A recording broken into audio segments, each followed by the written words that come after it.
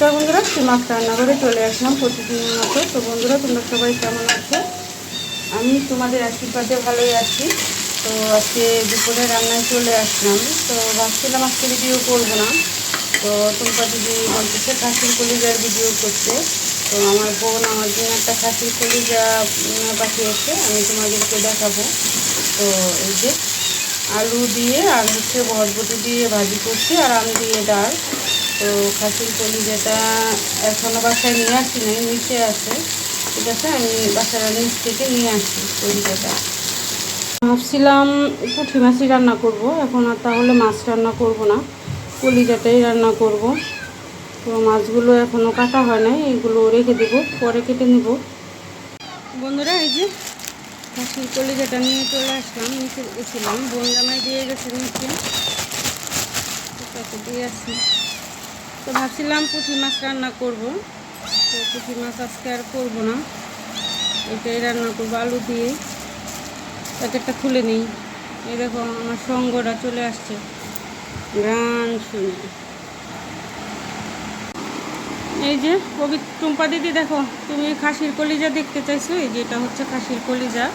এই যেগুলো খাওয়া যায়, এটাও খাওয়া যায় আর এটাও খাওয়া যায়। তো আমি দেখি কতটুকু রান্না করতে পারি। সবটা লাগবে না আজকে, মানে আমাদের অর্ধেক হলেই হবে। তো এটা এখন একটু সিদ্ধ করে নেব গরম জল দিয়ে, তারপর কাটবো। সেদিকে আমার ভটভটি আলু ভাজিটা হয়ে গেছে, নামিয়ে নেব। আর এই যে খাসির কলিজাটা একটু সিদ্ধ করে নেব, গরম জল বসিয়ে দিচ্ছি।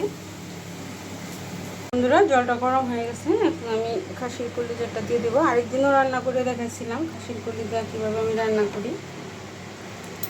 তো এটা গরম জলে দেওয়ার কারণ হচ্ছে প্রচুর পরিমাণে ব্লাড থাকে এই খাসির কলিজার মধ্যে, ওটা বের হয়ে যাবে গরম মিশিয়ে। আর হচ্ছে কি বলে, ওই উপরে একটা, এই যে এটাও সিদ্ধ করে নেব, এটাকে কি বলে, ফ্যাপসা না কি বলে, এটাও খাওয়া যায়। তো আমি জানি না খাওয়া যায়, আজকে বন্ধুমা বললে এটাও খাওয়া যায়। তো আমি নিয়ে নিলাম, দুটোই সিদ্ধ করে নিচ্ছি। তো দেখো বন্ধুরা, কত ময়লা উঠছে এই খাসির কলিজা থেকে। এই যে এভাবে সিদ্ধ করে নিলে এই ময়লাগুলো বের হয়ে যায়। আমি আর সিদ্ধ করব না, এখন নামিয়ে ফেলবো। তো বন্ধুরা, খাসির কলিজাটা এখনও কাটিনি, সিদ্ধ করে রেখে আসলাম, একদম গরম, ধরতে পারতেছি না, ঠান্ডা হোক। তো এদিক দিয়ে আমি আলুটা ভেজে নেব, আলু কলিজার মধ্যে। তো আলুটা একটু ভেজে নেব লাল করে, লাল কি আর হবে, গ্যাস কম, যতটুকু হয়। অল্প একটু হলুদ দিয়ে দিলাম তেলের মধ্যে, একটু লবণ দিয়ে দিলাম।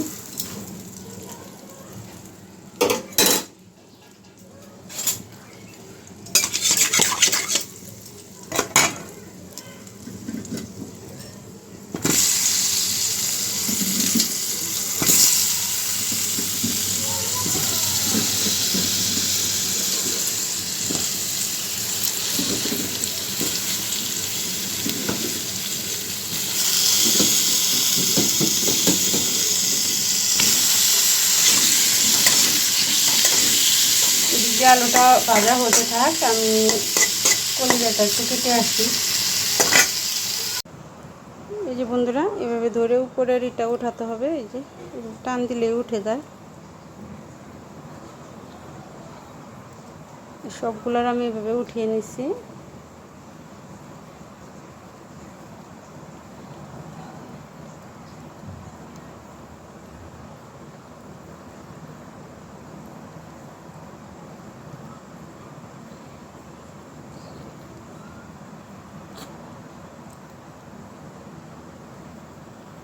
কি সুন্দরভাবে উঠে যায়।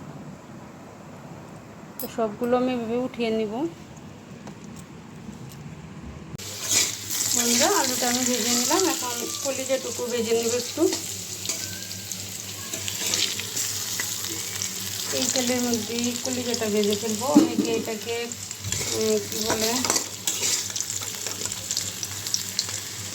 ভুলে গেছি, খাসির কলিজা,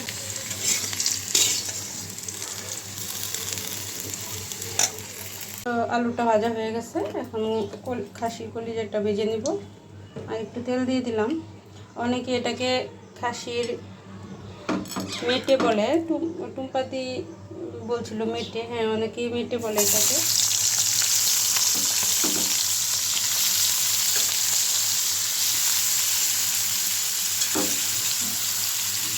বেশি ভাজবো না, এটা আমি হালকা করে ভেজে নেবো। আর তেলের মধ্যে হলুদ লবণ দেওয়া ছিল, আমি আর একটু করে লবণ দিয়ে দিলাম, আর একটু হলুদ দিয়ে দিলাম।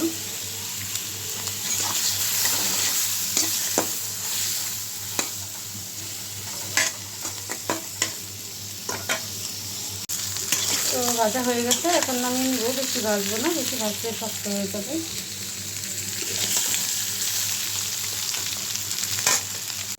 তো দারুচিনি আর তেজপাতা দিয়ে দিলাম, তেল দিয়ে দিলাম, দিয়ে দিব পেঁয়াজ। পেঁয়াজটা আমি হালকা একটু ভেজে নেব।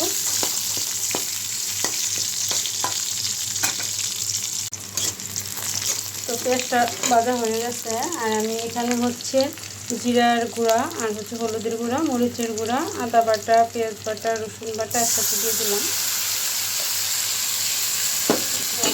সব একসাথে দিয়ে দিলাম। লবণও দিয়ে দিচ্ছি সাথে। তো মশলাটা একটু কষিয়ে নেব। বন্ধুরা, মশলাটা একটু কষিয়ে নিলাম। এখন আমি আলু আর খাসির কলিজাটা দিয়ে দিব। মশলার সাথে আলুটা আর কলিজাটাও আমি কষিয়ে নেব।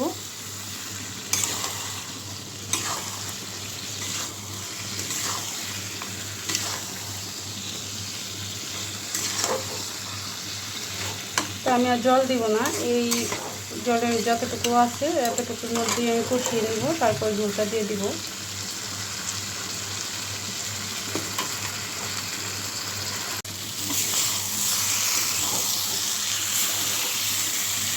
তো আমার কষানো হয়ে গেছে, এখন ঝোলটা দিয়ে দিব।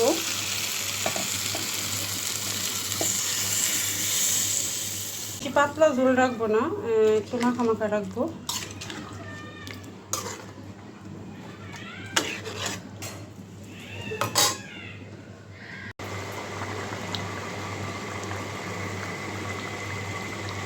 কলিজাটা রান্না হয়ে গেছে, এখন নামিয়ে নিব। আর ঝোল শুকাবো না, এই কলিজাই ঝোল টেনে নিবে, মাখা মাখা থাকবে।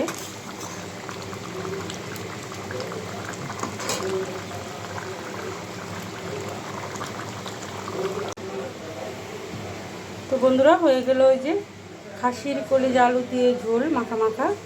তো আজকের খাসির কলিজা আলু দিয়ে ঝোলটা কেমন হয়েছে কমেন্ট করে জানাবে, আর একটি লাইক দিবে।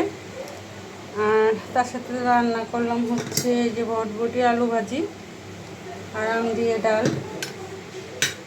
তো সবাই পাশে থাকবে। নমস্কার।